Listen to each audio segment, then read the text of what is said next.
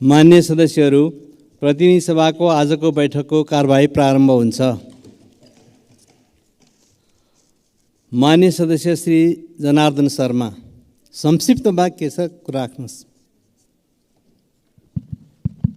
सम्मान्य सभामुख महोदय, यही भाद्र 17 गते रुकुम पश्चिम चौरजारी नगरपालिका केन्द्र भई हाउरी सहितको वर्षाले ठुलो जनधनको क्षति भएको छ।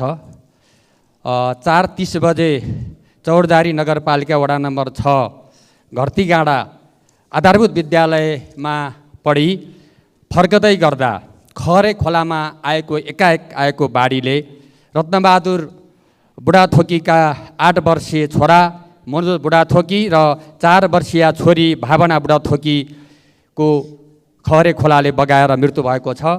सर्वप्रथम म मृतक बालिकाहरू बालबालिकाप्रति हार्दिक श्रद्धाञ्जली अर्पण गर्दै शोक सन्तप्त परिवारप्रति संवेदना व्यक्त गर्न चाहन्छु।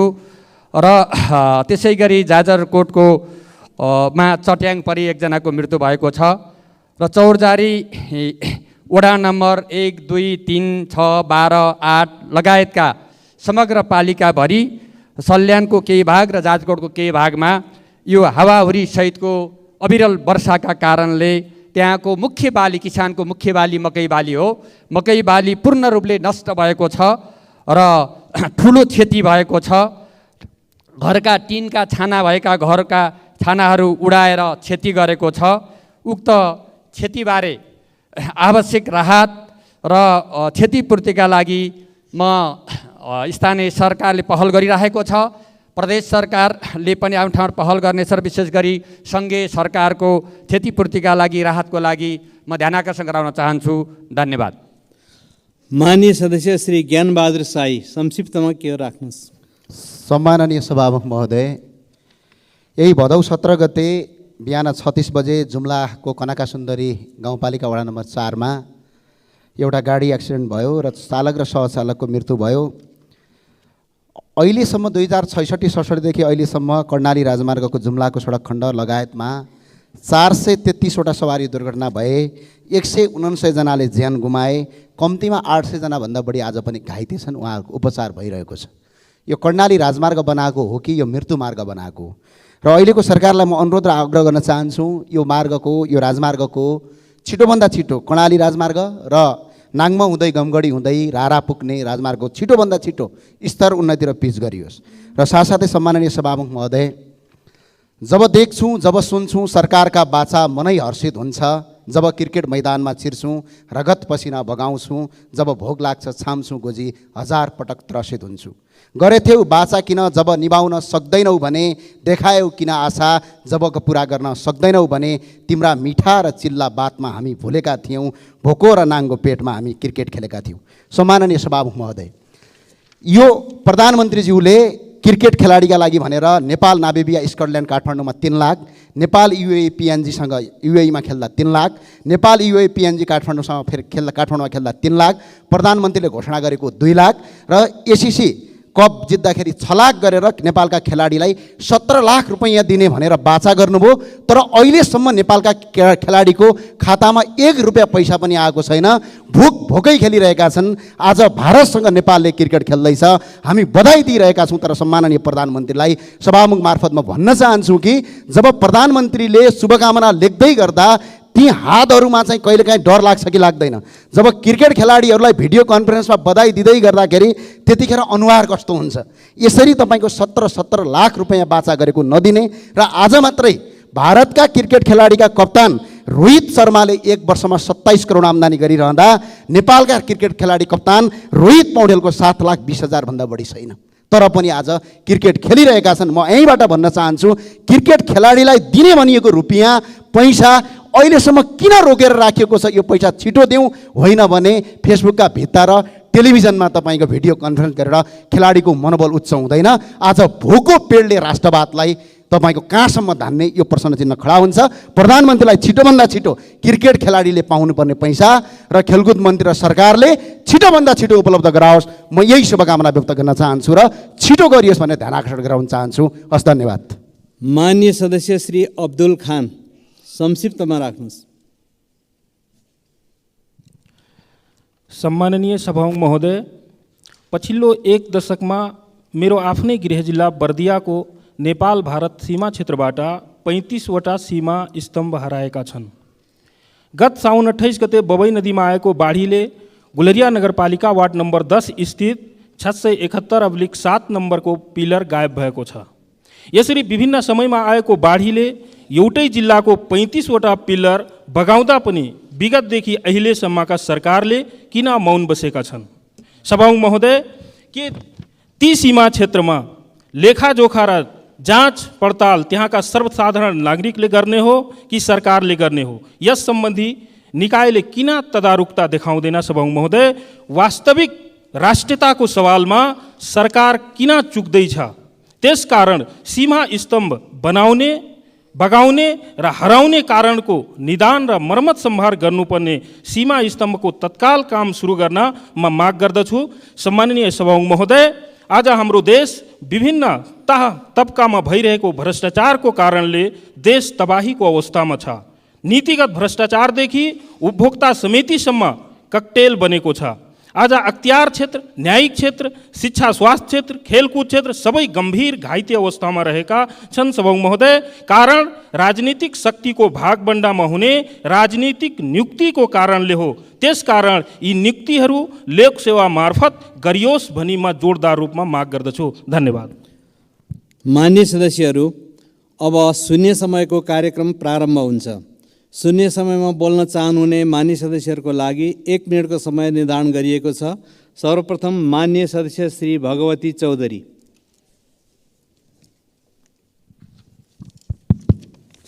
सम्मान्य सभामुख महोदय, सुनसरी जिल्लामा डेङ्गु सबभन्दा मलाई लाग्छ देशभरकै जनसङ्ख्यामा 11,628 भन्दा बढी सङ्क्रमित, त्यसमा पनि रेकर्डेडमा, नन रेकर्डेड अथवा गाउँघरमा। अब भन्छन् त्यहाँ धरानमा के अरे बर्सातको पानी जम्मा गर्ने हुँदाखेरि त्यहाँ चाहिँ डेङ्गु फैलियो। त्यो भन्दा पनि सुनसरी जिल्लाकै मेरो रेकर्डमा भन्नुपर्दा मेरो क्षेत्रकै पनि 3-4 जनाको मृत्यु, त्यसमा पनि फरक दक्षिणी बेल्टमा पनि भएको अवस्थाहरू छ। सभामुख महोदय, यस्तो आक्रान्त रोग अथवा सङ्क्रमित भएर मोरङमा त्यसै गरी 2000 भन्दा पनि माथिको डाटामा सङ्क्रमित भइसकेको अवस्था हुँदै देशभरि फैलेको यो रोगलाई सरकारले खासै एउटा ठोस योजना लिएर तदारुकताका साथ यो रोगलाई निराकरण गर्ने अवस्थाहरू लिएको देखिँदैन। सभामुख महोदय, त्यसरी नै सभामुख महोदय, स्थानीय निकायहरूको यो बीचमा चाहिँ अब स्थानीय निकायले आफ्नो कर। मान्य सदस्य श्री भानुभक्त जोशी। सम्माननीय सभामुख महोदय, हामी यो सदनमा शून्य समयमा धेरै कुराहरू उठाइरहेका छौँ, तर मलाई के लागिरहेको छ भने अहिलेसम्म शून्य समयमा उठाएका जनताका समस्याहरूलाई सरकारले खासै सुन्ने गरेको देखिँदैन। मैले पहिलेदेखि बारम्बार उठाउँदै आएँ, बझाङ जिल्लाको एउटा पालिका यस्तो छ अहिलेसम्म सडक सञ्जालले छोएको छैन। हामीले भन्यौँ सडक सञ्जालले नछोएको गाउँपालिकाहरूलाई अलि महत्त्व दिनु पर्यो, सरकारलाई ध्यान दिनु पर्यो भन्यौँ, ध्यान दिएन। सरकारको नीति छ प्रत्येक पालिकामा बैङ्क स्थापना गर्ने भन्ने। मलाई लाग्छ देशका सबै पालिकामा बैङ्क स्थापना भइसकेका छन् होला। बझाङ जिल्लाको साइपाल गाउँपालिकामा हामीले धेरै पटक हारगुहार गर्दा राष्ट्र बैङ्कसँग भन्दा, अर्थ मन्त्रालयसँग भन्दा अहिलेसम्म साइपाल गाउँपालिकामा बैङ्क स्थापना भएन, खाद्य डिपोको व्यवस्था भएन। त्यसको साथसाथै अस्ति सुन्यौँ हामीले बझाङ जिल्लामा नुन पाउनका लागि मान्छेले 2-3 दिन लाइनमा बस्नुपर्ने अवस्था। माननीय सदस्य श्री मनीष झा। सम्मानीय सभामुख महोदय, आज नेपालको राष्ट्रिय टोली क्रिकेट टोली एसिया कप प्रतियोगिता अन्तर्गत भारतसँग खेलिरहेको छ। यसको लागि हाम्रो राष्ट्रिय टोलीलाई शुभकामना। साथै माननीय ज्ञानेन्द्र शाहीज्यूले उठाउनु भएको प्रसङ्ग र प्रश्नहरूमा मेरो पनि समर्थन छ। अर्को प्रसङ्ग जनकपुर रेलवेमा जिएमको नियुक्ति नभएको कारणले गर्दाखेरि इन्धन उपलब्ध गराउन नसकेर रेलवे बन्द हुने अवस्थामा पुग्दैछ र यस्तो अवस्थामा मन्त्रालय नेपाल सरकार लगायत सम्बन्धित निकायहरूको ध्यानाकर्षण गराउन चाहन्छु। जनकपुर रेलवे ऐतिहासिक र त्यहाँको स्थानीय दैनिकीसँग जोडिएको, प्रत्यक्ष जोडिएको एउटा साधन हो। त्यसैले गर्दा त्यो बन्द हुन नपरोस् र बन्द नहोस् र त्यो एकदमै निन्दनीय र लाज लाग्दो कुरा हुनेछ भनेर नेपाल सरकारको ध्यानाकर्षण गराउन चाहन्छु। धन्यवाद। माननीय सदस्य श्री महेश कुमार बर्तौला। सामान्य सभामुख महोदय, यो सरकार माटोको तोरमा जस्तो भयो। सामान्य सभामुख महोदय, आइया पनि छैन, आथु पनि छैन। विगत 4 वर्षदेखि यो देशका 1,50,000 भन्दा बढी नागरिकहरूले कोरोना बापत कोरोनाको बिमा गरे। त्यस बापतको 11 अर्ब रकम आजसम्म प्राप्त गर्न सकेका छैन। सरकारलाई कुनै त्यसको चासो छैन, सरकार छैन, कुम्भकर्ण निन्द्रामा पर्यो। त्यसकारण सभामुख महोदय, विशेष रुलिङ होस्, तत्काल ती बिमितहरूले पाउनु पर्ने रकम सरकारबाट प्राप्त होस्। अर्को सन्दर्भ मकवानपुरको इन्द्र सरोवर ताल, त्यो मानव निर्मित ताल हो। त्यहाँ 104 मेगावाट बिजुली उत्पादन हुन्छ। त्यो ताल जहाँ 85 लाख घनमिटर पानी, आज त्यो पानी करिब 62 लाख घनमिटर कायम छ। बाँकी 23 लाख घनमिटर बराबरको त्यो पानी हुनुपर्ने जमिन, हिलो माटो, बगर यी इत्यादिले चाहिँ भरिएको अवस्था छ। तत्काल म नेपाल सरकारको ध्यानाकर्षण गर्न चाहन्छु, त्यो तालको सरसफाइ, त्यसको संरक्षण। माननीय सदस्य श्री महेश बस्नेत। सम्माननीय सभामुखज्यू, नेपाल सरकार अन्तर्गत नेपाल चिया विकास निगमको स्वामित्वमा रहेको तथा इलाम र झापा जिल्लामा रहेको 8वटा चिया बगान र कारखाना निजीकरणका नाममा सङ्घाई भन्ने समूहलाई लिजमा दिएको 25औं वर्ष भयो। यस अवधिमा चिया बगानको दुर्दशा भएको छ भने पुरातात्विक महत्त्वका चिया कारखानाका यन्त्र उपकरणहरू गायब गरिएको छ। चिया बगानमा कार्यरत मजदुरहरूको रोजगारी कटौती गरिएको छ भने इलाम जिल्लाका बगान र कारखानामा कार्यरत मजदुरहरूलाई सरकारले निर्धारण गरेको दैनिक ज्याला उपलब्ध नगराई सस्तोमा काम गर्न बाध्य गरिएको छ। श्रम ऐनले तोकेको बसोबास, स्वास्थ्य सुविधा, बिदा लगायतका सुविधाबाट समेत वञ्चित गरिएको छ। यस सन्दर्भमा सरकारको गम्भीर ध्यान आकर्षण गराउन चाहन्छु। राष्ट्रिय दुग्ध विकास बोर्ड खारेजीको निर्णय खारेज गरी पुनः बोर्ड सञ्चालन गरेर दुग्ध उत्पादक किसानहरूलाई प्रोत्साहित गर्न माग गर्दछु। धन्यवाद। माननीय सदस्य श्री मङ्गल प्रसाद गुप्ता।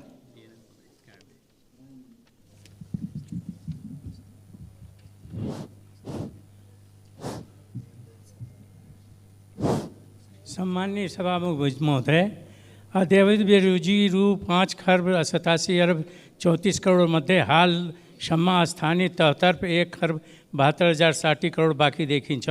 सङ्घीय सरकार तथा प्रदेश सरकार तर्फ संसदमा लेखा समिति रहने व्यवस्था रही। उक्त समितिमा बेरोजी छलफल गर्ने व्यवस्था रहेकोमा स्थानीय तहतर्फ उक्त बेरोजी फर्स्यौट प्रक्रिया तथा विधि सम्बन्धमा कानुनमा समेत प्रश्न भएकोले र कार्यविधि समेत सङ्घीय सरकारबाट नगरेको कारणले स्थानीय तहहरू अनभिज्ञ समेत रहेको हुँदा बेरोजी बढ्दै गएकोले सरकारको ध्यान आकर्षण जरुरी छ। धन्यवाद। माननीय सदस्य श्री मन्जु शर्मा अन्सारी।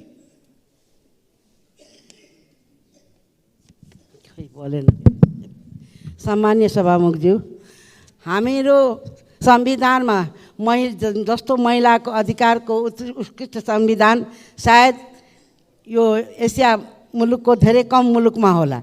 तर तैपनि थ्योरीमा चाहिँ नि महिला अधिकारको धेरै कुराहरू हाम्रो संविधानमा उल्लेखिन्छ, तर प्र्याक्टिकलमा चाहिँ नि त्यो केही पनि भइरहेको छैन।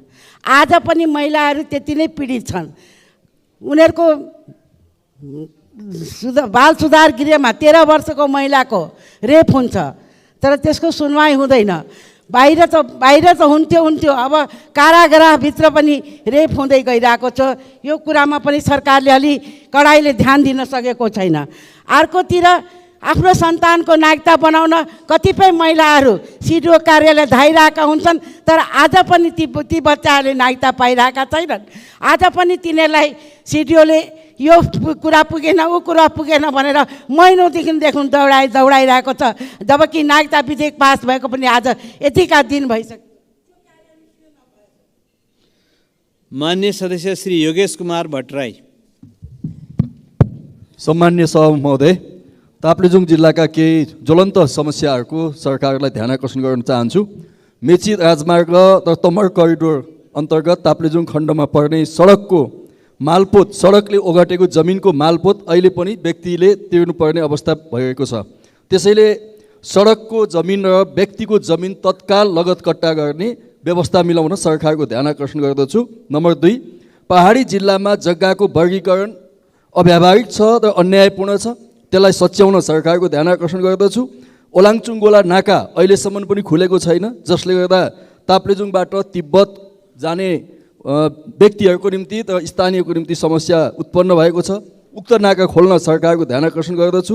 ताप्लेजुङ जिल्लामा राजस्व बुझाउने कर कार्यालय नभएको हुनाले सर्वसाधारणले शास्ति बिहोर्नु परेको छ। तत्काल ताप्लेजुङ जिल्लामा कर कार्यालय खोल्नको निम्ति माग गर्दछु र जाँदा जाँदै आज भारतसँग खेलिरहेको नेपालको क्रिकेट टिमलाई विजयको निम्ति शुभकामना व्यक्त गर्दछु। धन्यवाद। मान्य सदस्य श्री रघुजी पन्त। सभामुख महोदय, नक्सा त संसदबाट हामीले एकमतले जारी गऱ्यौँ, तर भर्खरै चीनले प्रकाशित गरेको उसको नक्साको छिमेकमा हाम्रो देश देखाउँदा हाम्रो चुच्चे नक्सा छैन। र परराष्ट्र मन्त्री अघिल्ला सरकारहरूलाई उसले चिठी नै लेखाएर हिँड्छ, उसले पठाएकै छैन भनेर गाली आलोचना गरेर बसिराख्नु भएको छ। यो सरकारको दायित्व हो। वर्तमान परराष्ट्र मन्त्रालय र वर्तमान सरकारले हाम्रो संसदबाट एकमतले पारित नक्सालाई मान्यता दिलाउनको लागि कुन कुन देशसँग के गतिविधि कुन कुन पत्राचार गरेको छ त्यसको सम्पूर्ण जानकारी यो संसदलाई तत्काल देओस् भन्ने म माग गर्दछु। पहिलो कुरा। दोस्रो कुरा, आज क्रिकेट हुँदैछ भारत र नेपालको बिचमा, तर चितवनमा निर्माण गर्न थालेको अलपत्र परेको क्रिकेटको बारेमा प्रधानमन्त्रीले यहीँ बोलेर धेरै आश्वासन दिनुभएको थियो, त्यो निर्माण अगाडि बढेको छैन। खेल मैदान नदिने, उनीहरूले पाउनुपर्ने सुविधा र पारिश्रमिक र तोकिएको पुरस्कार नदिने, अनि भारतका विरुद्धमा छक्कै छक्का हानुस् नेपालले भनेर आशा गरेर हुन्छ?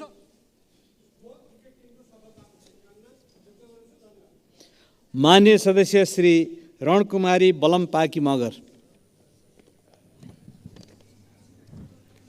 सम्माननीय सभामुखज्यू, आज संसद सुरु भएको 8 महिना भयो। अहिलेसम्म एउटा मात्र विधेयक पास भएको छ। 93 विधेयक विचाराधीन छन्। 14 विधेयक पूर्ण रूपमा र 79वटा कानुनलाई नेपाल ऐन संशोधन विधेयक मार्फत संशोधन गर्ने गरी दर्ता भएको छ।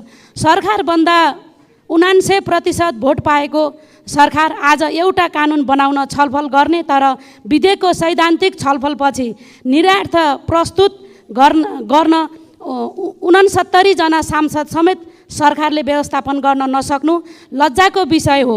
यस्तो व्यवहार नदोहोऱ्याउने गरी संसदप्रति गम्भीर र जिम्मेवार बन्न सरकारको ध्यान आकर्षण गराउन चाहन्छु। धन्यवाद। मान्य सदस्य श्री रणेन्द्र बराली।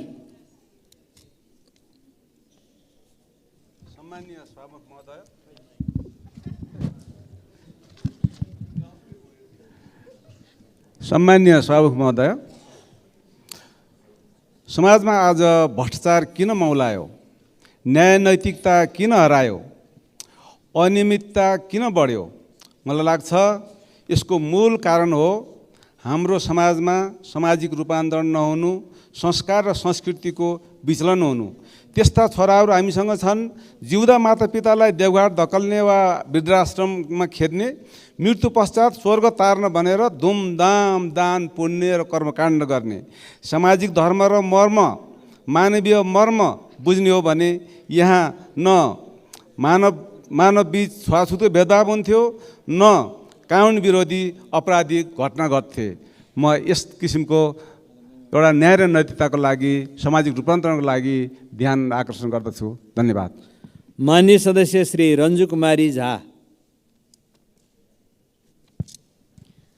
सम्माननीय सभामुख महोदय, म आज आफ्नो गृह जिल्लामा 2078 सालमा शिलान्यास भएको रामराजा सिंह स्वास्थ्य विज्ञान प्रतिष्ठानको बारेमा भन्न गइरहेछु।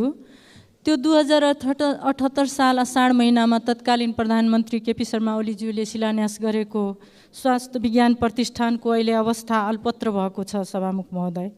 यस्तो अवस्थामा अब त्यसलाई म सरकारलाई, सम्बन्धित मन्त्रालयलाई ध्यान आकर्षण के गराउन चाहन्छु भने छिटोभन्दा छिटो मन्त्री परिषदले त्यो गठन आदेशलाई पुनः फेरि त्यो गठन आदेशलाई मन्त्री परिषदबाट पुनः अनुमोदन र संशोधन गरी सप्तरीको रामराजा सिंह स्वास्थ्य विज्ञान प्रतिष्ठानमा त्यहाँको अध्यक्ष र कार्यकारी निर्देशकको नियुक्ति अविलम्ब गरी त्यतातिर ध्यान आकर्षण गराउन चाहन्छु। किनभने यो एउटा मध्य प्रदेशको मात्रै सवाल छैन सभामुख महोदय, यो देशकै कुरा छ। त्यो रामराजा सिंह स्वास्थ्य विज्ञान प्रतिष्ठान भनेको अब यस्तो एउटा देशमा चिकित्सा शिक्षाको हब बन्ने हो, त्यतातिर सरकारको ध्यान आकर्षण गरी। माननीय सदस्य श्री रमा कोइराला पौड्याल। सम्माननीय सभामुख महोदय, केही वर्षदेखि भक्तपुरको विभिन्न ठाउँमा स्मार्ट सिटी बनाउने भनी सर्वसाधारण जनताको जग्गाहरू रोक्का गरिएको छ, तर अहिलेसम्म बजेट विनियोजन पनि भएको छैन, काम पनि सुरु भएको छैन। केही पहुँचवाला व्यक्तिहरूले जग्गा प्लटिङ गरी अकुत सम्पत्ति आर्जन गर्नका लागि स्मार्ट सिटीको नाममा सर्वसाधारण जनताको जग्गा रोकिराखेको अवस्था छ। त्यसैले म सम्माननीय सभामुखज्यू मार्फत अनुरोध गर्न चाहन्छु सम्बन्धित निकायको त्यो स्मार्ट सिटी भनेर रोकिएका सम्पूर्ण जग्गाहरू खुल्ला गरियोस् र यदि स्मार्ट सिटी बनाउने हो भने हाम्रो स्थानीय तहलाई नै त्यसको जिम्मा दियोस् भन्ने आग्रह गर्न चाहन्छु। दोस्रो विषय, अस्ति मात्रै सरकारले पेट्रोलियम पदार्थको मूल्य वृद्धि गरेको छ। ग्यासमा अति नै धेरै मूल्य वृद्धि गरिएको छ। के कारणले मूल्य वृद्धि भएको हो त्यसको जानकारी हामी गृहिणीहरूले थाहा पाउनुपर्छ, सम्पूर्ण गृहिणीहरूले थाहा पाउनुपर्छ। सरकारले माननीय सदस्य श्री राजेन्द्र कुमार केसी। सभामुख महोदय, हाम्रो देश नेपालमा सर्वत्र भ्रष्टाचारले व्याप्त छ। भ्रष्टाचार दुई किसिमले गरिँदो रहेछ सभामुख महोदय। एउटा विद्यमान ऐन कानुनलाई अपचलन गरेर गरिने भ्रष्टाचार, एउटा चाहिँ नियम कानुन नै परिवर्तन गरेर गरिने भ्रष्टाचार।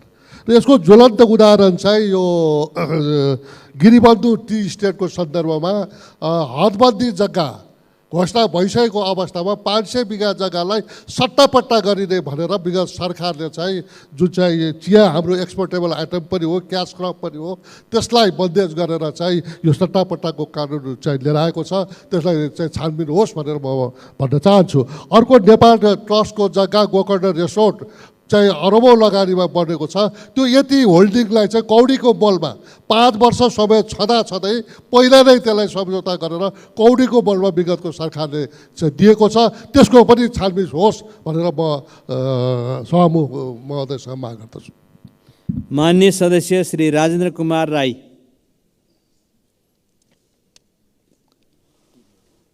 माननीय सदस्य श्री राजेन्द्र कुमार राई। माननीय सदस्य श्री राजेन्द्र कुमार राई। माननीय सदस्य श्री राम कुमार राई।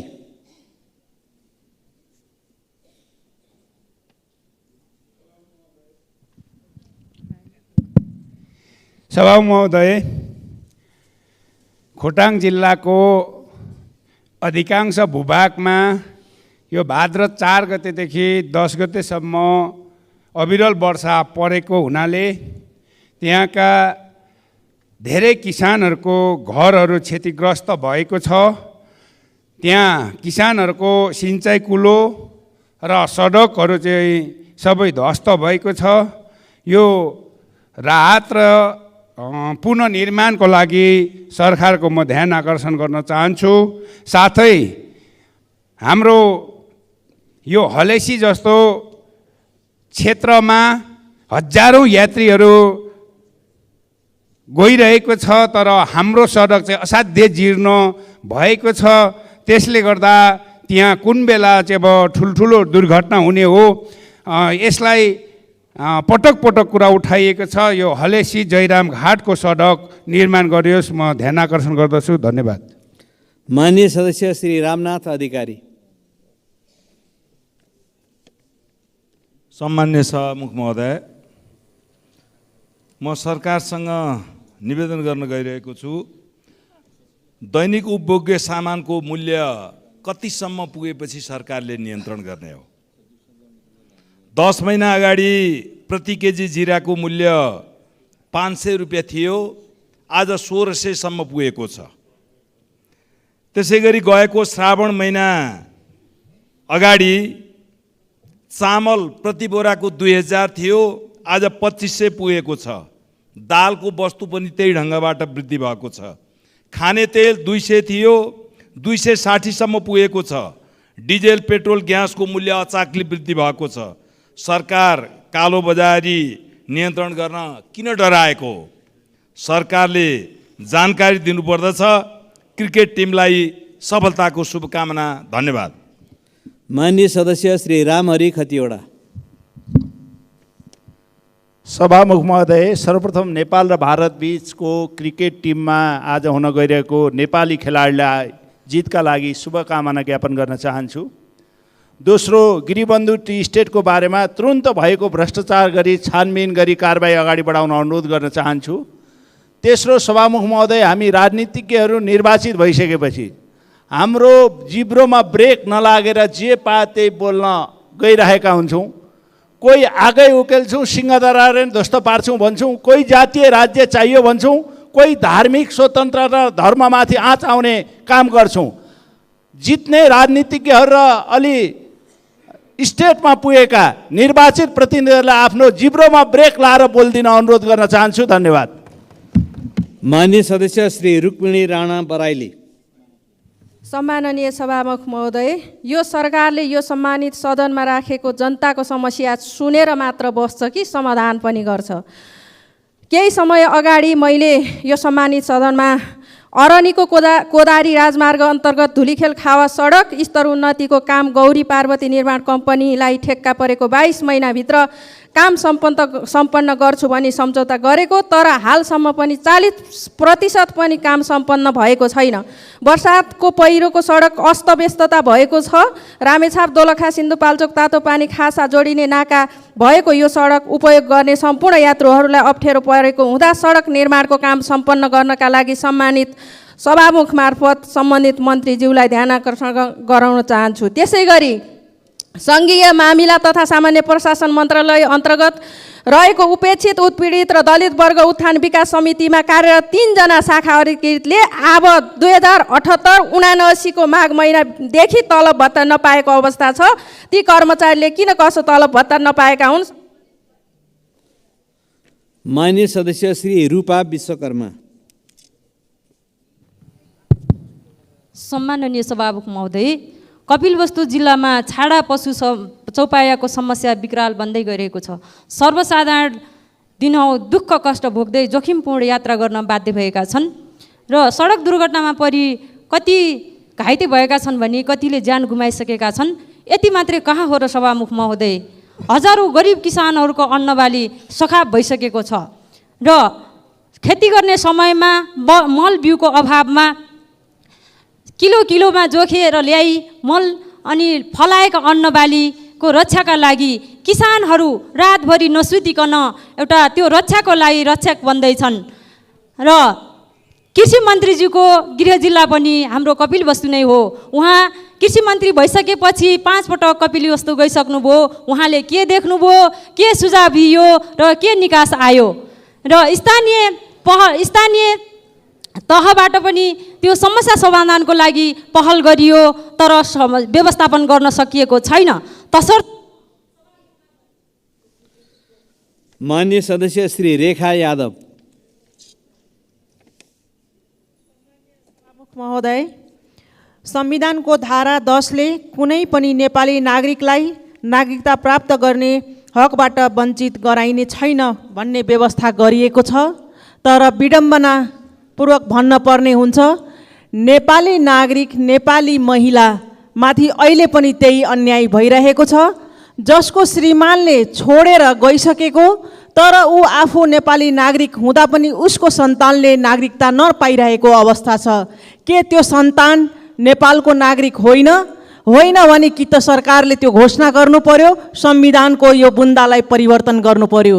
हो भने उसको अधिकार उसले पाउनु पर्यो, त्यो सन्तानले पाउनु पर्यो भन्ने सम्बन्धित निकायलाई म आग्रह पनि गर्न चाहन्छु। त्यसै गरी आज भारतसँग आज क्रिकेट खेल्न गइरहेका क्रिकेट टिमलाई म सफलताको शुभकामना पनि दिन चाहन्छु।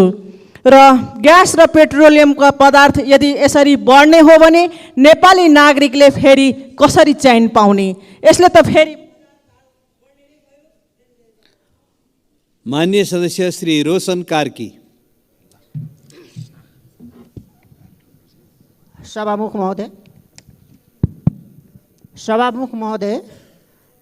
महोदय मार्फत म नेपाल सरकारलाई बधाई र धन्यवाद दिन चाहन्छु। आज आम नागरिकहरू र विशेष गरेर मजदुरहरूले मजदुरी गर्न नपाइरहेको अवस्थामा पेट्रोलियम पदार्थको 1 महिनामा 2 चोटि मूल्य वृद्धि गरेको छ र ग्यासको अचानक 325 रुपियाँको दरले वृद्धि गरेको छ। यस्तो सरकारको यो नीति देखेर, यो जनता मार्ने काम देखेर म त छक्क परिरहेको छु। मान्छेहरू भोकै पेट कहिलेसम्म बस्छन्? जबकि उनीहरूलाई खाने सामान जुटाउनुलाई पनि अप्ठ्यारो परेको अवस्थामा म सभामुख महोदय मार्फत म के अनुरोध गर्न चाहन्छु भने यो पेट्रोलियम पदार्थ र ग्यासको जुन अहिले मूल्य वृद्धि गरेको छ त्यसलाई तत्कालै हटाइयोस् र जनतालाई राहत दिने काम गरियोस्। धन्यवाद। माननीय सदस्य श्री लक्ष्मी तिवारी। सम्मानीय सभामुख महोदय, धनुषामा भएको आरती शाहको हत्यामा संलग्न मृत्यु आरती आफन्तले जिल्ला प्रहरी कार्यालय धनुषामा किटानी जाहेर उप निष्पक्ष अनुसन्धान गर्नुपर्ने, उल्टै जाहेरवालालाई शनाखत गर्ने भनी बोलाएका प्रहरी जाहेरवालाले बेहोरा फेर्ने भनेर दिएको दबाब प्रतिकार इन्कारी गर्दा निष्पक्ष अनुसन्धान गर्नुपर्ने जिम्मेवारीमा रहेको अधिकारीहरूले जाहेरवालाले धम्की कुटपिट र चरम यातना दिएर घटनाको विरुद्ध माइती घर मण्डलमा मृतकका आफन्तहरू अनसनमा बसेको यति लामो समय भइसक्दा पनि उनीहरूको न्यायिक माग आवाज सरकारले सुनेको छ कि छैन? पीडित जाहेरवालाले नै यातना दिए भनेर निर्घात कुटघात गर्ने प्रहरी अधिकृतबाट निष्पक्ष अनुसन्धान गर्न सक्दैन भनेर जोरदार मागसहित अनसनमा बसेको कुरा किन र के कारणले सुन्दैन? यातना र धम्की दिने प्रहरी अधिकृतमाथि गृह मन्त्रालय अहिलेसम्म किन कारवाही गर्दैन? अनसनकारी पीडितहरूले सरकारलाई हाम्रो आवाज सुनवाई नगरे आत्मदह गर्छु भनिरहँदा गृह प्रशासन किन कानमा तेल हालेर बसिरहेको छ? यो समस्याको तुरन्त समाधान होस्, पीडितको मागलाई तत्काल पुरा गरी हत्याको। माननीय सदस्य श्री लाल प्रसाद सावा लिम्बू। सम्मान्य सभामुख महोदय, भूमिहीन दलित, भूमिहीन सुकुम्बासी र अव्यसित बसोबासीहरू लामो समयदेखि लाल पूर्जा पाउने आशामा छन्। राष्ट्रिय भूमि आयोग पुनर्गठन भई सबै जिल्लाहरूमा जिल्ला स्तरीय भूमि आयोग बनेको पनि 2 वर्ष हुँदैछ। काम अत्यन्त सुस्त देखिएको छ। झापा जिल्लामा झापा गाउँपालिका, गौरीगञ्ज, शिव सतासी नगरपालिकामा भूमिहीन सुकुम्बासीहरूको निवेदन लिने काम मात्र भएको छ। नापीको काम आजसम्म सुरु भएको छैन। झापा जिल्ला भूमि आयोगले आजसम्म नापी गर्ने प्राविधिक सर्वेक्षक र अमिनहरू पालिकाहरूमा पठाएको छैन। त्यसका यथाशीघ्र पठाई नापी काम सुरु गर्न सरकारको ध्यान आकर्षण गर्न चाहन्छु। कन्काई नगरपालिकामा भने नापी काम सम्पन्न भएको छ, तर लाल पूर्जा पाउन जग्गा खरिद गरेको भन्दा महँगो मूल्य तिर्नुपर्ने भएको छ। यस्तो महँगो रकम न्यायोचित भएन। गरिब, दलित, भूमिहीन र अव्यवस्थित नागरिकहरूले यति धेरै कर राशि तिरेर लाल पूर्जा लिन सक्दैनन् सभामुखज्यू। त्यसैले भूमि ऐनको नियमावली संशोधन गरी न्यायोचित गरिब र सुकुम्बासीले पनि। माननीय सदस्य श्री लालवीर चौधरी।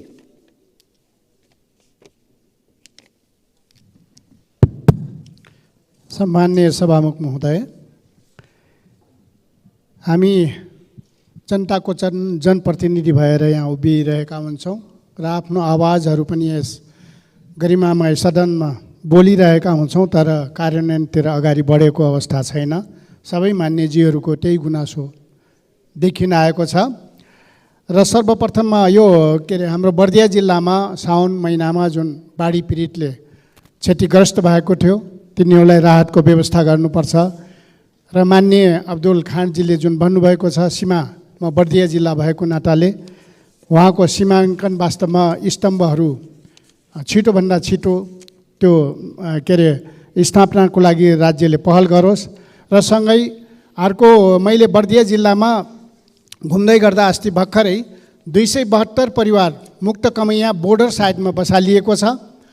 त्यो 10 गजाभन्दा 50 मिटर यतातिर ओपन जमिनमा उनीहरूलाई 3 कट्ठा 1.5 कट्ठामा बसालिएको छ। र पारीबाट यहाँ उब्जनी गरेका वस्तुहरू। माननीय सदस्य श्री लेखनाथ दाहाल।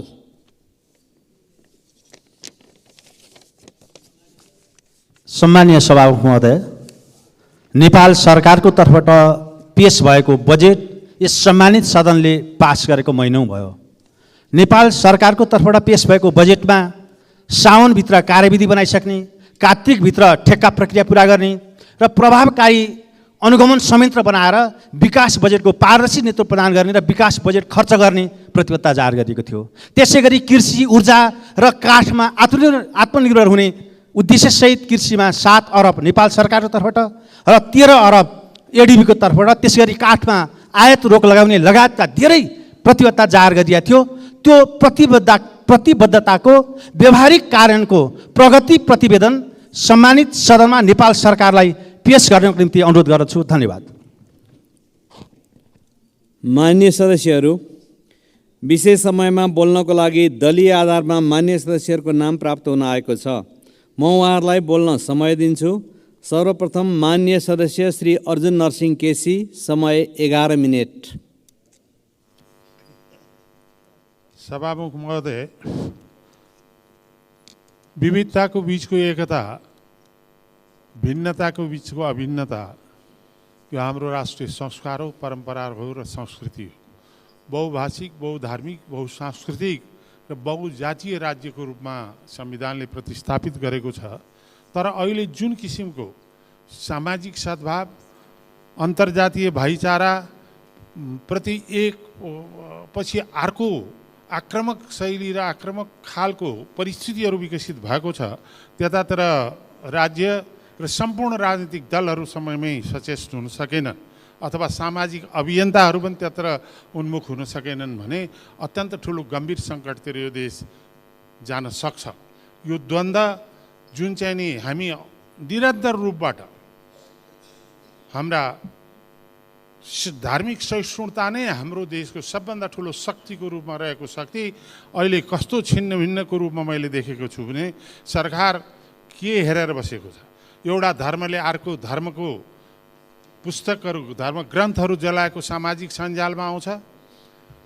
एउटा कुनै जातिले अर्को जातिलाई चाहिँ म काट्छु भनेर खुकुरी देखाएका सामाजिक सञ्जालमा आउँछ। तर सरकार जुन ढङ्गले मौन भएर बसेको छ यो दुर्भाग्यपूर्ण हो। यतातिर सम्पूर्ण रूपले राष्ट्रको ध्यान आकर्षित हुनुपर्छ भन्ने कुराको म सभामुख मार्फत हार्दिक रूपबाट आग्रह गर्न चाहन्छु। हामी धर्म, जात, संस्कार, संस्कृतिको दृष्टिकोणले चाहे हामी हिमालमा बस्ने हौँ, चाहे पहाडमा बस्ने हौँ, चाहे मधेसका हौँ, सम्पूर्ण रूपले नेपाली हौँ भन्ने भावनामाथि सङ्गठित असङ्गठित रूपले जुन खालका प्रहारहरू हुन थालेको छ त्यो यो देशको निम्ति दुर्भाग्यपूर्ण हुन्छ भन्ने मलाई लाग्छ। दोस्रो, भ्रष्टाचार तस्करीबाट यो सम्पूर्ण देश आक्रान्त छ। जबसम्म भ्रष्टाचारलाई सही ढङ्गबाट तृणमूल तह अथवा जरोसम्म पुगेर त्यसलाई निराकरण गर्न सकिन्न त्यति बेलासम्म सुशासनको प्रत्याभूति हुन सक्दैन। भ्रष्टाचारविहीन समाज नै सुशासनको प्रत्याभूतिको आधार हो। फाइलहरू खुलेका छन्, एकपछि अर्का फाइलहरू खुलेका छन्, तर ती कुनै पनि टुङ्गोमा नपुग्ने र बिचमै त्यो तुहिने खालको जो परिस्थितिहरू देखा परेको छ। सम्मानीय सभामुख महोदय, 5 महिना र 7 महिना नपुग्दै यो अहिले प्रहरी अफिसरहरू जुन ढङ्गले परिवर्तन भएका छन् त्यो परिवर्तन के को लागि, किन? कमसेकम न्यूनतम 1 वर्ष त सामान्य प्रक्रिया हो, होइन भने उनीहरूका उत्तरदायित्वमाथि प्रश्न हुनु पर्थ्यो। त्यो पनि नभएर जुन ढङ्गले सरुवा गर्ने काम भएको छ त्यसले आम रूपबाट भ्रष्टाचारका गतिविधिहरूलाई नियन्त्रण हुन्छ भन्ने कुराको विश्वास हराएको छ। सरकार यतातिर सतर्क बनोस्।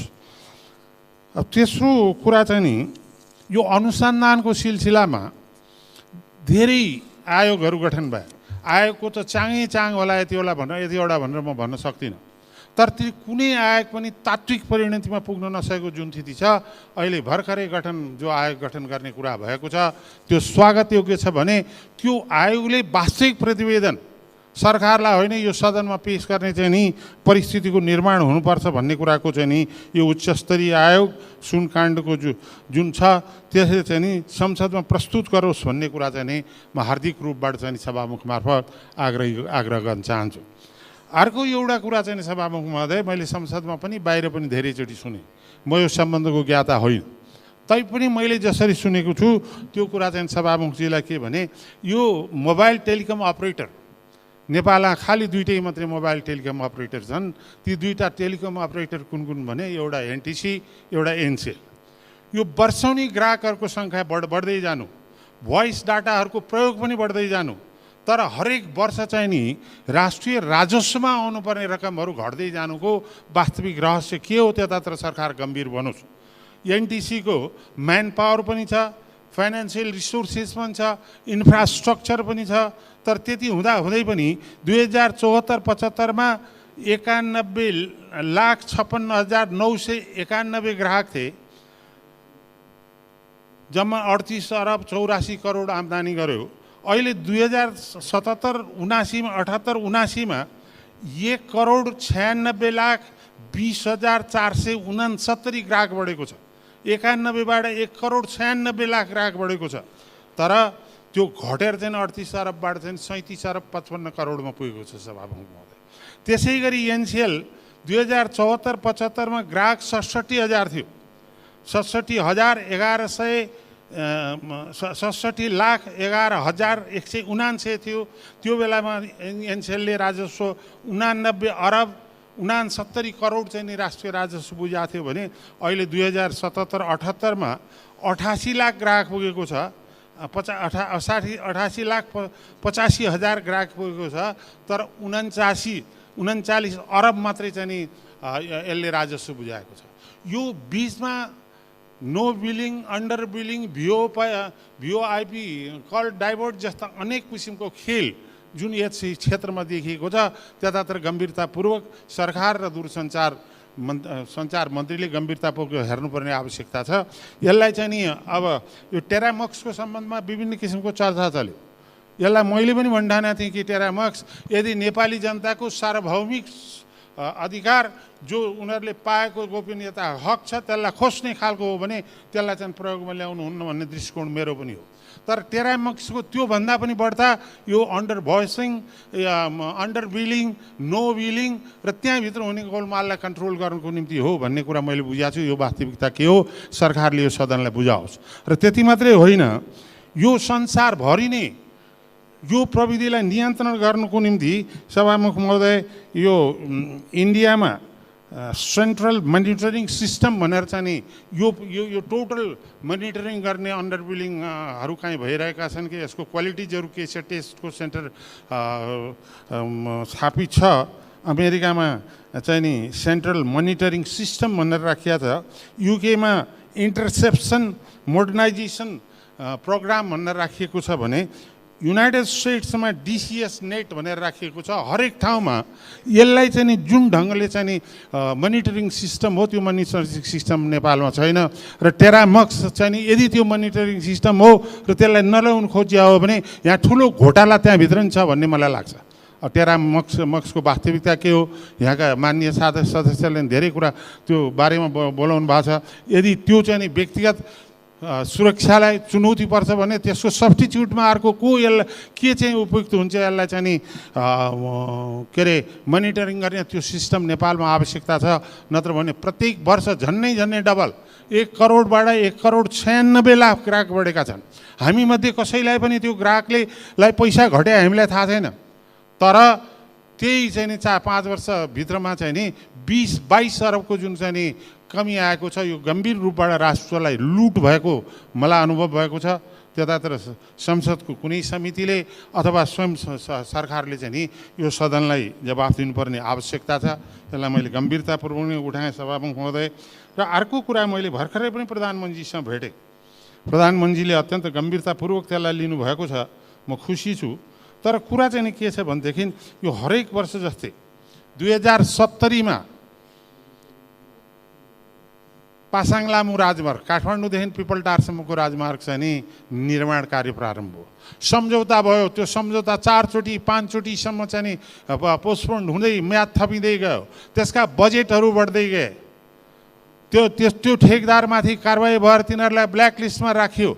अहिले सभामुख महोदय, मैले यो सदनमा त्यसै मात्रै भनिरह होइन, अहिले सभामुख महोदय त्यो बजेटै काटिएर यहाँबाट रानीपौवासँग चाहिँ बजेट छ, रानीपौवाबाट चाहिँ पिपलटारसम्म बजेटै छैन। यसको सम्बन्धमा मैले प्रधानमन्त्रीजीलाई स्पष्टसँग भनेको छु, जनस्तरबाट या संसदै भित्र पनि यो अन्यायपूर्ण पूर्वाग्रहपूर्ण रूपले जुन चाहिँ नि त्यो बजेट काटिएको छ त्यसलाई चाहिँ नि हामीले गम्भीरतापूर्वक उठाउँछौँ र आवश्यकता परे संसदभित्रै पनि सत्याग्रहको स्थिति हाम्रो माननीय सञ्जयजीले के अरे उहाँ सुरु गर्नुभयो, के जिल्लामै बर्दियामै सुरु गर्नुभयो, हामी यहीँ काठमाडौँमा सुरु गर्न सक्छन्, त्यहाँका जनता पनि त्यसको निम्ति गम्भीर छन्। तर त्यति हुँदाहुँदै पनि सम्मानीय सभामुखजीले प्रधानमन्त्रीजीले मलाई भन्नुभयो कि यो हामी यसै वर्षबाट कुनै न कुनै ढङ्गबाट सुरु गर्नु भएको छ भनेर, त्यतातिर सरकार गम्भीर होस्। यसै गरी नुवाकोटका विभिन्न बजेटको सम्बन्धमा त म अहिले जान खोजिरहेको छैन, किनभने यो समयलाई म राष्ट्रिय दृष्टिकोणले नै अहिले जुन खालको परिवेश निर्माण हुँदैछ, म प्रत्येक पक्षका मान्य साथीहरूलाई, पार्टीका साथीहरूलाई, जिम्मेवार साथीहरूलाई के गर्न चाहन्छु भने अहिलेको स्थिति उत्तेजना होइन, चेतना फैलाउने स्थिति हो। अहिलेको स्थिति आवेगको स्थिति निर्माण होइन, संयोग कसरी गर्न सक्छौँ सबै पक्ष भन्ने स्थिति हो। त्यसैले अहिले कुनै पनि जिम्मेवार मान्छे त्यो जुनसुकै पदमा होस्, आगो लाउने कुरा होइन, आगो निमाउने कुरातिर चाहिँ नि यो सदन र सम्पूर्ण राजनीतिक दलहरूसँग गम्भीर भएर लाग्नुपर्ने स्थिति छ। नभएदेखि जुन ढङ्गले देशभित्र चाहिँ नि अराजकतापूर्ण परिस्थितिहरू निर्माण गर्दै देशले प्राप्त गरेका ऐतिहासिक उपलब्धिहरू, नेपाली जनताले यत्रो वर्ष गरेका सङ्घर्षबाट प्राप्त गरेका हाम्रा हक र अधिकारहरू खोसिने, त्यसलाई चुनौती दिने खालको परिस्थिति छ। म त्यसैले सरकार मात्र होइन सबै पक्ष गम्भीर भएर लागोस् र सरकार यतातिर गम्भीर होस् भन्ने आग्रह गर्न चाहन्छु। धन्यवाद। माननीय सदस्य श्री विद्या भट्टराई, समय 5 मिनट। सम्माननीय सभामुख महोदय, आज म यस सम्मानित सदनमा दैनिक जनताले भोगेका समस्याहरू सम्मानित सदन समक्ष प्रस्तुत गर्न चाहन्छु। सबैभन्दा पहिला आज महँगीले नेपाली समाज ग्रसित छ। पछिल्लो समय नेपाली बजार मूल्य वृद्धिले आकाशिएको छ। दैनिक उपभोग्य सामानको अत्यधिक मूल्य वृद्धिका कारण नेपालीको चुलो प्रत्यक्ष असर पुगेको छ। यस प्रकारको अस्वाभाविक महँगी बढिरहँदा पनि सरकार मुखदर्शक बनेर बसिरहेको छ। मूल्य नियन्त्रण र नियमनको लागि कुनै पनि तहका सरकारले खास चासो दिइरहेको देखिएको छैन। सम्मान्य सभामुख महोदय, सरकारको स्पष्ट नीति नहुँदा महँगी अत्यधिक बढेको छ। नेपाली उपभोक्ताहरू मूल्य, नापतौल र गुणस्तरमा ठगिरहेका छन्। स्थानीय तह, प्रदेश र सङ्घीय सरकारको समन्वय हुन सकेको छैन। अचाक्ली महँगीका कारण नेपाली समाजमा सङ्कटको अवस्था उत्पन्न भएको छ। यसकारण म यसप्रति प्रधानमन्त्री र सिङ्गो सरकारको गम्भीर ध्यानाकर्षण गर्न चाहन्छु। महँगीले प्रत्यक्ष असर आज लैङ्गिक हिंसाको अवस्था समाजमा सिर्जना भएको छ। महँगीकै कारण महिलाहरूमाथि अत्यधिक हिंसा बढेको छ। 2078-79 को तथ्याङ्क अनुसार बलात्कार विरुद्धको उजुरी मात्र 2532 थियो। अहिले हामीले महिला पुनर्स्थापना केन्द्रबाट तथ्याङ्क प्राप्त गरेर हेर्दा के देख्यौँ भने 2080 साल जेठ र असारमा घटेका महिला हिंसाका घटनाहरूको विश्लेषण गर्दा समग्र तथ्याङ्कको 52% 201 जनामा सबैभन्दा बढी घरेलु हिंसा भएको तथ्याङ्कले देखाएको छ। 74 वटा बलात्कारको घटना भएका छन्, 10 वटा बलात्कारका प्रयासहरू भएका छन्। त्यसै गरी 36 वटा सामाजिक हिंसाका घटनाहरू भएका छन्, 19 वटा हत्या भएका छन्, 3 वटा हत्याका प्रयास भएका छन्। यसले के देखाउँछ भन्दा आज आम महिलाहरू हिंसाबाट पीडित छन्, तर यसप्रति सरकारको संवेदनशीलता र सरकारले यसप्रति कुनै पनि नियमनका कानुनहरू बनेका कानुनहरूको कार्यान्वयन गर्न सकिरहेको छैन। सम्मान्य सभामुख महोदय, म सरकारलाई ध्यानाकर्षण गर्न चाहन्छु। संविधानको धारा 38(3) लाई सरकारले कार्यान्वयन गर्न सकेको छैन। महिलामाथि कुनै किसिमको हिंसाजन्य कार्य गरिने छैन भन्ने प्रतिबद्धता यस धाराले गरेको छ। यसप्रति सरकारको असंवेदनशीलता देखिन्छ। पीडितलाई क्षतिपूर्तिको व्यवस्था गर्न सकिएको छैन। आज पनि सेफ हाउसहरू बन्द रहने अवस्था छ। सरकारले सेफ हाउस सञ्चालन गर्न सकिरहेको छैन। पुरुषको नेतृत्वमा जनचेतना अभियानहरू सञ्चालन गर्नुपर्छ भन्ने माग आम रूपमा उठिरहेको छ। जनचेतनामूलक कार्यक्रमहरू सरकारले सञ्चालन गर्न सकिरहेको छैन, जसले गर्दा आज आम रूपमा महिलाहरू पीडित छन्, घरभित्र पीडित छन्, समुदायमा पीडित छन्, सहरमा पीडित छन्, गाउँमा पीडित छन्। यसतर्फ म सरकारको गम्भीर ध्यान आकर्षण गर्न चाहन्छु। आज महँगी लैङ्गिक हिंसाका कारण आत्महत्याका घटनाहरू घटिरहेका छन्। आत्महत्या नेपाली समाजको आज नियति बनिरहेको छ। म सरकारलाई ध्यान आकर्षण गर्न चाहन्छु। विश्वव्यापी रूपमा नै ग्रामीण भन्दा पनि सहरी क्षेत्रमा आत्महत्याको दर बढिरहेको छ। नेपालमा आत्महत्याका प्रयासहरू भएको मात्र होइन, आत्महत्याका घटना हामीले 6 देखि 8 जनाले दैनिक आत्महत्या गरेका खबरहरू सुनिरहेका छौँ। तर पनि यसप्रति कुनै पनि गम्भीर रूपमा सरकारले सुनवाई गरिरहेको छैन। संसदमा उठिरहेको छ यस्ता विचारहरू, सांसदहरूले बोलिरहनु भएको छ, तर पनि सरकारको गम्भीरता देखिएको छैन। त्यसैले म सरकारलाई आज सम्मानित सदन मार्फत ध्यान आकर्षण गर्न चाहन्छु। विश्व स्वास्थ्य सङ्गठनले आत्महत्या नियन्त्रणका लागि आत्महत्या किन हुन्छ भन्दा सबैभन्दा पहिला विश्वमा प्रत्येक वर्ष 7 लाखभन्दा बढी मानिसको ज्यान जाने गरेको छ, जसमा 77% भन्दा बढी आत्महत्याका घटना नेपाल जस्ता कम तथा मध्यम आयका देशमा हुने गरेको छ। प्रजनन उमेरमा महिलाको आत्महत्या दर बढेको तथ्याङ्क सार्वजनिक भएको छ। यसलाई ध्यान दिएर सरकारले योजना बनाउनका लागि म अनुरोध गर्न चाहन्छु। र म के भन्छु भन्दा आत्महत्या अन्त्य गर्नका लागि सबैभन्दा पहिला गर्नुपर्ने काम भनेको प्रतिनिधि सभाको महिला तथा सामाजिक समितिले विद्यालय स्तरको पाठ्यक्रममा मानसिक स्वास्थ्यलाई समेट्न सरकारलाई निर्देशन दिएको छ। अघिल्लो समितिले दिएको निर्देशनलाई कार्यान्वयन गर्नको लागि म सरकारको ध्यान आकर्षण गर्न चाहन्छु। त्यसै गरी मानसिक स्वास्थ्यमा लगानी वृद्धि गरी राज्य र सरकारको असंवेदनशील गैर जिम्मेवारीपूर्ण व्यवहार अन्त्य गरी स्थानीय तहमा समेत मानसिक स्वास्थ्यमा लगानी वृद्धि गर्नका लागि अनुरोध गर्न चाहन्छु। विद्यालय र स्थानीय तहमा मनोसामाजिक परामर्शदाताको व्यवस्था गर्न सरकारको ध्यान आकर्षण गर्न चाहन्छु। धन्यवाद। माननीय सदस्य श्री माधव सापकोटा, समय 7 मिनट। त्यसपछि माननीय सदस्य हरि ढकाल।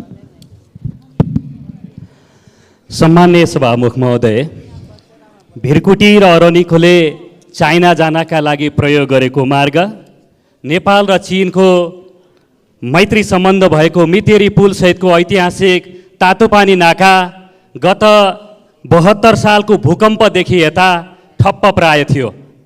गत वैशाखमा आयात निर्यात मात्रै खुल्ला भएको थियो र गएको भदौ 15 गतेदेखि मानव आवाजावा समेत खुल्ला भएको छ। र म त्यसै क्षेत्रको जनप्रतिनिधि हुनुको नाताले म सहित अध्यागमन, भन्सार कार्यालय, स्थानीय सङ्घ संस्थाका प्रतिनिधि, स्थानीय अन्य जनप्रतिनिधि र स्थानीय बासिन्दा सहित अध्यागमनले जारी गरेको पास लिएर 15 गते बिहान 8:30 बजे चीनको भूभाग मितेरीसम्म हामी गयौँ र उताको तर्फबाट मेयर लगायतका जनप्रतिनिधिले हामीलाई स्वागत गर्नुभयो। र यसरी 8 वर्ष पछाडि ठप्प भएको तातोपानी नाका मानव आवाजावत सहित खुल्ला भएको छ र यस दिशामा यसलाई सुचारू गर्नका लागि महत्त्वपूर्ण पहल कदमी लिनुहुने सम्माननीय प्रधानमन्त्री पुष्पकमल दाहाल प्रचण्ड, परराष्ट्र मन्त्रालय, वाणिज्य मन्त्रालय, निवर्तमान सभामुख अग्निप्रसाद सापकोटा, चीन स्थित नेपाली नियोगका अधिकारीहरू लगायत र यस पहल कदमीमा सक्रिय सहभागी रहनुहुने सम्पूर्णलाई म सिन्धुपाल्चोकका आम जनसमुदायहरूका तर्फबाट हार्दिक आभार सहित धन्यवाद ज्ञापन गर्न चाहन्छु। सम्माननीय सभामुख महोदय, तातोपानी नाका सिन्धुपाल्चोकको मात्रै होइन, भूकम्पभन्दा अगाडि झन्डै 2.5 खर्बभन्दा बढ्ता वैदेशिक व्यापारको कारोबार भएको नाका। यसमा 15 देखि 20 दिनभित्रमा चीनबाट हालिएका सामग्रीहरू नेपालको भूभागमा आइपुग्छ। सोही सामान भारत हुँदै ल्याउने हो भने 45 देखि 50 दिनको समय त्यसले लिने गर्दछ र सोवागढीबाट त्यही सामान हाल्ने हो भने झन्डै उसले 28 देखि 30 दिनको समय लिन्छ। यसरी हेर्दा दूरीका हिसाबले, अवधिका हिसाबले नेपाल र चीनको व्यापारका लागि सबभन्दा नजिकको नाका र अर्को अघि नै मैले भने भिरकुटीले र अरनिकोले समेत पैदल रूपमा चीन प्रस्थान गरेको ऐतिहासिक नाका। यसरी हेर्दा भूकम्प अगाडि यसले हजारवटा भन्दा डब्बावाला भ्यानहरू सञ्चालन गर्थ्यो। प्रत्यक्ष रूपमा 2022 को वरिपरि चालक र सहचालकहरू लोड अनलोड गर्ने, गोदाम कुर्ने अरू विभिन्न गरेर हजारौँ मानिसहरूले प्रत्यक्ष रूपमा र अरू हजार बराबरी हजारौँ जनताले अप्रत्यक्ष रूपमा लाभ प्राप्त गरेका थिए। भूकम्पकै र कोभिडकै बिचमा चीनले अत्याधुनिक सुविधासहितको ड्राई पोर्ट त्यस क्षेत्रमा निर्माण गरेर नेपाल सरकारलाई हस्तान्तरण गरिसकेको छ। तर यसमा केही खास नेपाल सरकारको ध्यान आकर्षण हुनुपर्ने विषयहरू छन्। म सम्माननीय सभामुख मार्फत नेपाल सरकारको र सम्बन्धित निकायको ध्यान आकर्षण गर्न चाहन्छु। बारबिसेदेखि लिपिङसम्मको 26 किलोमिटर सडक पुरै बाढीले र पहिरोले क्षतिग्रस्त छ र त्यो स्तर उन्नति गर्नुपर्ने र त्यसको विकास निर्माण गर्नुपर्ने छ। यो चीन सरकार नेपाल सरकारलाई बनाइदिएर उपहार स्वरूप हस्तान्तरण गर्न तयार छ। आसन्न प्रधानमन्त्रीको चीन भ्रमणका दौरानमा यसलाई प्रमुख कार्यसूचीमा राखेर यो बाटोको स्तर उन्नति गर्नका लागि म ध्यान आकर्षण गर्न चाहन्छु। अध्यागमनको भवनै छैन र प्रहरी र सुरक्षाकर्मीहरू बस्ने बास छैन र अहिले पाल टाँगेर बसिराखेको अवस्था छ। लिपिङ क्षेत्रमा खास गरिकन तातो पानी धारा र तल्लो क्षेत्रमा मानिसहरूको पूर्जासहितको जमिन छ, तर माथि मितेरी पुलसँग जोडिएको भूभागलाई लिपिङ भन्ने गरिन्छ। लिपिङमा सबै त्यो सरकारी जग्गा हो, कोही पनि व्यक्तिको जग्गा छैन। भूकम्प पछाडि त्यहाँ भवनहरू सबै भग्नावशेषको रूपमा छ, त्यसलाई हटाउनु पर्ने र त्यो हटाएर त्यहाँ कस्तो प्रकृतिको र कुन मोडेलको बजार र सहरलाई व्यवस्थित गर्ने यो एउटा नेपाल सरकारका लागि चुनौती छ। बेलैमा हामीले यसलाई सोचेर सरकारले योजना बनाएन भने क्रमशः नागरिकहरूले त्यहाँ अस्थायी टहराहरू बनाउँदै जाने र पछि सुविधा सम्पन्न घर बन्ने, त्यस बेलामा सरकार र जनताका बीचमा झडप हुने खतरा उत्तिकै छ। त्यसैले समयमै बेलामै राज्यले एउटा दीर्घकालीन सोच र रणनीतिका साथ लिपिङ क्षेत्रको बजारीकरण र बसोबासको व्यवस्था कसरी मिलाउने ठोस पहल कदमी र योजनाका साथ योजना बनाइएन भने हामी सोही दिन गएको दिन मात्रै 200 जना नेपालीहरू हामी चीनतिर गयौँ र 108 जना चिनिया नागरिकहरू नेपालतिर आउनुभयो। आजै पनि मलाई भन्ने हो भने मलाई समेत अध्यागमनको पास बनाइदिनु पर्यो भनेर अनुरोध गर्ने दर्जनौँ नेपाली नागरिकहरू छन्। यसरी हेर्दा चीनको मानसरोवर यसबाट झन्डै 3 दिन छोटो दूरीमा पुग्न सकिन्छ। काठमाडौँलाई बेस मानेर हामीले हेऱ्यौँ भने चीनको मानसरोवरमा पर्यटकीय तीर्थस्थल जो छ त्यसमा जानका लागि 3 दिनको बाटो छोटो पर्छ। त्यो खुल्यो भने एकै दिन हजारौँ नागरिकहरू खास गरिकन भारतीय पर्यटकहरू र नेपालीहरूको आवत जावत हुँदाखेरि सो क्षेत्रमा चिया खाने अरू विभिन्न सामग्रीहरू किन्ने बजार अनिवार्य हुन्छ। त्यसैले दीर्घकालीन र रणनीतिक सोचका साथ लिपिङ क्षेत्रको बजारीकरणका लागि हामीले सोच्नुपर्ने हुन्छ। सँगसँगै यसभन्दा अगाडि हस्तकलाका सामग्रीहरू, चाउचाउ, मैदा, जडीबुटी लगायतका सामग्रीहरू जान्थे। अहिले के सम्भावना बढेर गएको छ भने चीनले तिब्बतको क्षेत्रलाई रणनीतिक हिसाबले सोचेर विकास निर्माण गर्दैछ र त्यसका लागि उसलाई बिजुली चाहिन्छ। उसको देशमा उत्पादन गरेको भन्दा नेपालको यो मार्ग भएर विद्युत लानका लागि सम्भावना छ र त्यसका बारे अनौपचारिक रूपमा चिनियाहरूसँग कुरा हुँदा समेत त्यो सम्भावना बढेर गएको छ। ढुङ्गा गिटी बाला उहाँहरूको विकास निर्माणका लागि उतैबाट गुडेर आएका या बगेर आएका नदीजन्य पदार्थहरूलाई उत्खनन गरेर बिक्री वितरण गर्न सकिन्छ। खास गरिकन चीन सरकारले तिब्बत र खासाका वरिपरिका भूभागहरूमा चौरी पालनलाई प्राथमिकताका साथ लिएको छ। चौरीले खाने घाँस र ढोड लगायतका सामग्रीहरू हाम्रोबाट निर्यात गर्न सकिने प्रकारको सम्भावना छ भन्दा यी सम्भावनाहरूलाई समेत गरेर देशको व्यापार घाटालाई न्यूनीकरण गर्न सकिने, व्यवस्थापन गर्न सकिने समेत उत्तिकै महत्त्व र रणनीतिक सम्भावना बोकेको यस नाकाका बारेमा बेलैमै नेपाल सरकारले मैले उल्लेख गरेका समस्याहरूका प्रति ध्यान आकर्षित होस् भन्ने कुरा सम्माननीय सभामुख मार्फत ध्यान आकर्षण गराउन चाहन्छु। धन्यवाद, अभिवादन। मान्य सदस्य श्री हरि ढकाल, समय 5 मिनट। त्यसपछि मान्य सदस्य श्री राजेन्द्र प्रसाद लिङ्गदेन।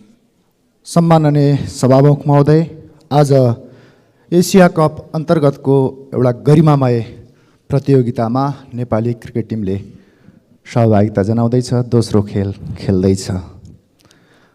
नेपालको खेल इतिहास, नेपालको खेल क्षेत्र कसैले जोगाएको छ र गरिमा कायम राखेको छ भने खेलाडीको बलबुत्ताले र खेलाडीको अभिभावकको बलबुत्ताले जोगाइएको छ। आज क्रिकेटको महाशक्ति राष्ट्र भारतसँग हाम्रा खेलाडीहरू मैदानमा उत्रिँदै गर्दा हाम्रा खेलाडीको हालत के छ र हामीले प्रतिस्पर्धा गर्न आँटेको आज गर्दै गरेको देशको खेलाडीहरूको अवस्था कस्तो छ केही तथ्याङ्कहरू प्रस्तुत गर्न चाहन्छु। आज जुन देशको खेलाडीहरूसँग हाम्रो खेलाडीहरूले प्रतिस्पर्धा गर्दै हुनुहुन्छ त्यहाँ A+ क्याटेगोरीको खेलाडीको लागि राज्यले 7 करोड आइसी वार्षिक तलब दिन्छ। A क्याटेगोरीको खेलाडीहरूको लागि 5 करोड आइसी, B क्याटेगोरीको खेलाडीहरूको लागि 3 करोड आइसी र C क्याटेगोरीको खेलाडीहरूको लागि 1 करोड आइसी। बङ्गलादेशले A+ क्याटेगोरीको खेलाडीहरूको लागि $57,000 वार्षिक पेमेन्ट गर्छ। B क्याटेगोरीको लागि 43,000, C क्याटेगोरीको लागि 28,000। हाम्रा खेलाडीहरूलाई कति छ? A क्याटेगोरीको लागि 60,000, B क्याटेगोरीको लागि 45,000, C क्याटेगोरीको लागि जम्मा 30,000। यो डाटा प्रस्तुत गरिरहँदा लाजलाई पनि लाज लाग्यो होला, लाजलाई पनि लाज लाग्यो होला। यत्र दशकसम्म खेल क्षेत्रको विकासका लागि भनेर गरिएका भाषणहरू, ती भाषणहरू सुन्दै गरेका युवा पुस्ताले किन खिचिटिउरी नगरून्? प्रधानमन्त्रीले खेलाडीहरूलाई शुभकामना दिनुभएको थियो अघिल्लो खेलमा, नागरिक समाज र युवाले त यति धेरै खिचिटिउरी गर्नुभयो, किन नगर्ने? यही तथ्याङ्क यही हालतले गर्दा गरे। यहाँ एउटा अन्तर्राष्ट्रिय स्टेडियममा लाइट हाल्दैन सरकार, अन्तर्राष्ट्रिय रूपमा बेजेत कमाउनुपर्छ। स्टेडियम बनाउँदैन, काहीँ पनि भने जस्तो स्टेडियम बनाउँदैन। बनाउँछ भैँसे पार्टीतिर मुख्यमन्त्रीहरू काठमाडौँमा आवेला सुत्नका लागि आलिशान महल। कस्तो खालको लोकतन्त्र हो, कस्तो खालको परिवर्तन हो यो? यत्र दशकमा एउटा स्टेडियम बनाउन नसक्ने मुख्यमन्त्री काठमाडौँ आवेला सुत्नका लागि बनाएको त्यो महल हेरौ त, त्यो दरबार हेरौ त। आज मैले खेलाडीहरूलाई जो आफ्नै बलबुत्तामा सङ्घर्ष गरेर यो गरिमामय यो प्रतियोगितामा भाग लिँदै गरेका खेलाडीहरूलाई मैले यो गरिमामय सदनबाट मात्र हार्दिक सल्युट मात्रै भन्न सकेको छु। आगामी दिन यस्तै खालका व्यतिथि अझै फेरि अर्को छ। कुनै पनि खेलकुद क्षेत्रको आधार स्तम्भ भनेको घरेलु खेलकुद हुन्छ। घरेलु खेलकुदको हालत कस्तो छ? कहिलेकाहीँ हुन्छ 3-4 वर्षमा प्रतियोगिता, ती खेलाडीहरूलाई जम्मा 5,000 हातमा थमाइन्छ, जम्मा 5,000। मेरा आँखाले देखेको छ, मैले देखेको छु खेलाडीका अभिभावकहरूलाई। ती खेलाडीहरूले एक छाक खाएर त्यो 5,000 जोगाएर ब्याट किनेको मैले देखेको छु। यो राज्यले देख्दैन, यो राज्यका मुख्य जिम्मेवारहरूले देखेका छैनन्, यो राज्यको खेल मन्त्रीहरूले देख्दैनन्।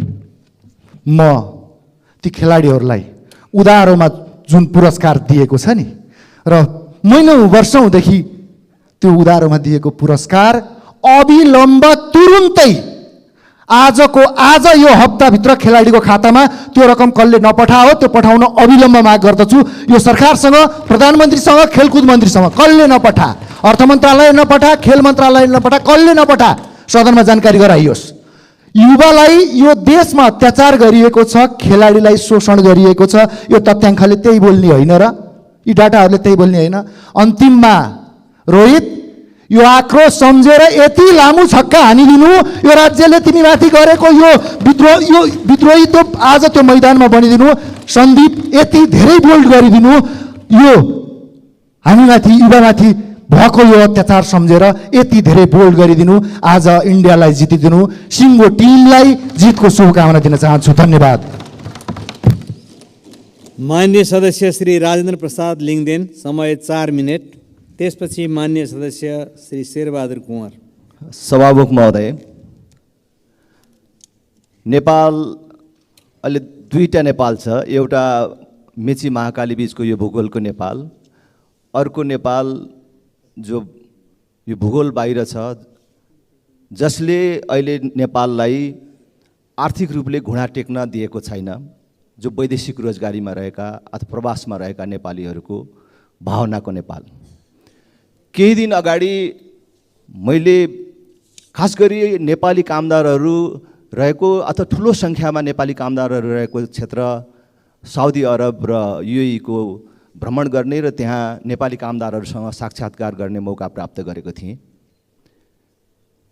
नेपालमा रोजगारीको अवसर सिर्जना नभएपछि, नेपालमै गरी खाने ठाउँ नपाएपछि नागरिकता बनाउने र पासपोर्ट बनाउने उमेर पुग्ने बित्तिकै आमाको काख छोडेर, श्रीमतीको साथ छोडेर वैदेशिक रोजगारमा जान बाध्य भएका युवाहरूले त्यहाँ यसरी आक्रोश र आँसु एकैसाथ पोखे कि त्यसबेला हामी त के राजनीति गरिराखेका रहेछौँ, हामीले कसका लागि गरिराखेका रहेछौँ भन्ने कुरा त्यहाँ चाहिँ अनुभव गर्ने मौका प्राप्त भयो।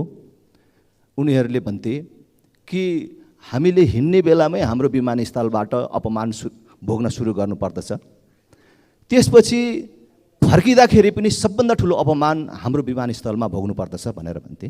म सरकारको ध्यान आकर्षण गराउन चाहन्छु, विमानस्थलमा हुने हाम्रो व्यवहारमा सुधार र परिवर्तन गर्न सरकारले ध्यान दिनु पर्यो।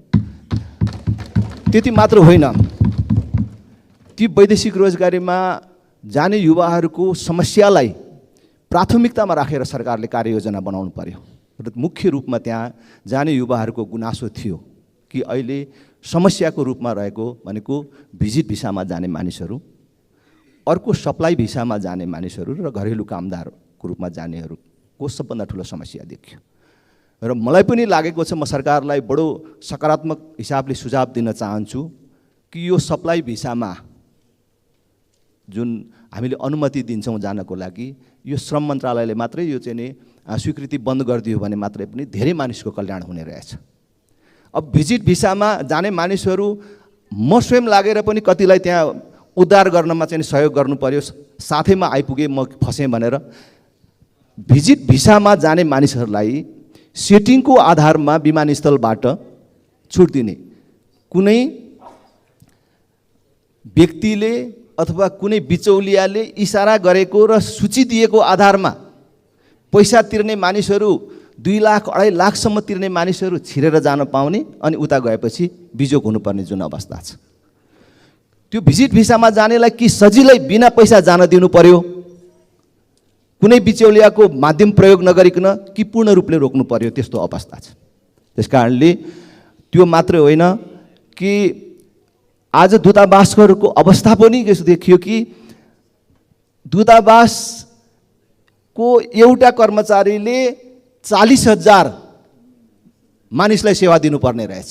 UAE र साउदी अरबको हाम्रो कामदारहरूको सङ्ख्या र त्यहाँको दूतावासको कर्मचारीको सङ्ख्यालाई हेर्दाखेरि भनेपछि जसले सबभन्दा धेरै राजस्व प्रत्यक्ष रूपमा पनि पठाउँछ, रेमिटेन्स पनि सबभन्दा धेरै पठाउँछ, ती देशको राजदूतावासहरूको अवस्था अत्यन्तै दयनीय छ। क श्रेणीको योगदान दिने दूतावासहरूलाई त्यहाँ निम्न स्तरको जुन व्यवहार र प्राथमिकता सरकारले दिएको छ त्यसमा सुधार गर्न एकदमै जरुरी भएको कुरा म सरकारलाई ध्यान आकर्षण गराउन चाहन्छु र वैदेशिक रोजगारमा रहेका युवाहरूको समस्या अध्ययन गर्न र समस्या समाधान गर्न उच्च प्राथमिकता राखेर एउटा विशेष कमिसन गठन होस् भन्ने माग गर्न चाहन्छु। धन्यवाद। माननीय सदस्य श्री शेरबहादुर कुँवर, समय 3 मिनट। त्यस पछाडि माननीय सदस्य गोमा लाभ सापकोटा। सम्माननीय सभामुख महोदय, नेपाल भारत बीचमा हुन गइरहेको क्रिकेट प्रतियोगितामा नेपाली खेलाडीहरूलाई सफलता मिलोस्, सबभन्दा पहिला यही शुभकामना दिन चाहन्छु। र बाढी पहिरोबाट सुदूरपश्चिम आक्रान्त छ। अछाम, दार्चुला, बझाङ, कैलाली, कञ्चनपुर लगायतका धेरै ठाउँहरूमा बाढीले क्षति पुर्याएको छ र त्यहाँ जनधनको नोक्सानी पनि भएको छ र त्यहाँ सँगसँगै भीमदत्त राजमार्गलाई पनि अवरोध पुर्याएको छ। भीमदत्त राजमार्गको भातकाँडादेखि यता बुढीतोलासम्म अहिले पनि अवरुद्ध भएको छ। सानोतिनो पानी पर्दाखेरि पनि सडक सञ्चालन हुने अवस्था छैन। त त्यसकारण सम्माननीय सभामुख महोदय, म के आग्रह गर्न चाहन्छु भन्दाखेरि सुदूरपश्चिमका 7वटा जिल्लालाई जोड्ने यो सडकलाई सञ्चालन गर्नुको लागि वैकल्पिक सडकको रूपमा दैजी जोगबुढा हुँदै बुढोर सडकलाई पनि स्तरोन्नत गरियोस् भन्ने आग्रह गर्न चाहन्छु। सँगसँगै आर्थिक वर्ष 66-67बाट सुरु भएको सेती लोकमार्गलाई केही दिनपछि हुने सम्मान्य प्रधानमन्त्रीज्यूको चीन भ्रमण ताका उत्तर ताक्लाकोटसम्म र दक्षिण खगरौलासम्म उत्तर दक्षिण जोड्ने यो सडकलाई प्रधानमन्त्रीज्यूको एजेन्डामा पनि समावेश गराइयोस् भन्ने आग्रह गर्न चाहन्छु। दोस्रो विषय सम्मान्य सभामुख महोदय, अछामको 4 धाम मध्येको एक धाम बैजनाथमा रहेको वरिपरिका जनताहरू साफेगा नगरपालिका 1बाट कहीँ